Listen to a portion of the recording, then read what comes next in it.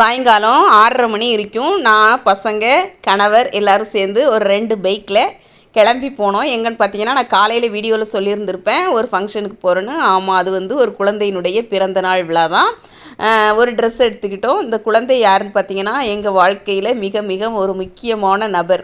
அவர்களுடைய பேரன் தான் இந்த குழந்தை. அதாவது தவிச்சு நிற்போம்ல, தண்ணி இல்லாமல் தவிச்சு தாகத்தோடு நிற்போம்ல, அப்போது நம்முடைய தவிச்ச வாய்க்கு தண்ணி ஊற்றுனவர் தான் இந்த குழந்தையினுடைய தாத்தான்னு நான் சொல்லுவேன். வாழ்க்கையில் என்றைக்குமே மறக்கவே முடியாத ஒரு மனுஷர் அந்த குழந்தையினுடைய தாத்தா.